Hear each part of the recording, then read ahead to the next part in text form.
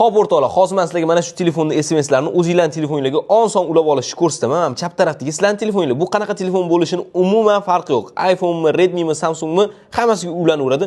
Bunda ham xuddi shunaqa. Faqat mana shu SMS ga kirib olasizlar. Samsungda ham, Redmi'da ham mana shunday SMS ga kirasizlar. O'ng tarafda mana shunaqa joy bor. Xuddi shu joyga bosamiz. Bu yerdan подключение устройства degan joy bor. Xuddi shu joyga bosganingizda ko'rishingiz mumkin, как подключить degan joy bor.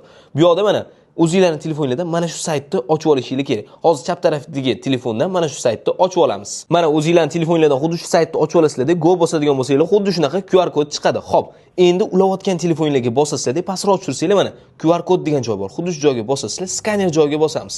Mana shu QR kodni ulamoqchi bo'lgan telefoningizdan skaner qilasizlar. Xo'p, mana skaner qilib oldik. Xo'p, mana bu sizlarning telefoninglar. Endi mana SMSlar bitta bo'ldi. Dani bosib qo'yasizlar-da, bo'ldi. Xo'p, chap tarafga SMS kelsa, sizlarga ham ko'rinib turadi. Libo SMSlarni ko'rib, bunga bildirmasdan o'qib chiqsanglar bo'ladi. Hozir SMS kelganda sizlarga ham kelishini ko'rsataman. Mana hozir yaqin insoningiz telefoniga SMS kelganda sizda qanaqa kelib ko'rsatishini o'rgatib qo'yaman. Qarang. Hozir bu odamga SMS keladigan bo'lsa, sizda ham o'sha vaqt o'zida bittada ko'rsatadi. Mana SMS keldi, qalaysiz deb keldi. Mana sizda ham bittada ochildi. Xullas, hech qanaqa zadeshka bo'lmaydi.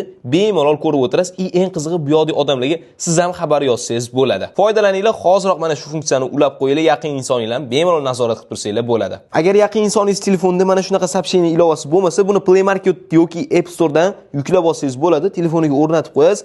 Xohlasangiz kuzatib o'tirasiz. iPhone'da ham, Redmi'da ham mana shu ilovani o'rnatib qo'ysangiz bo'ldi. Lekin o'zida zavodskoy ham chiqadi. Xuddi men ko'rsatgandek videodagi o'rnatib olsangiz bo'ldi. Foydalanaveringlar.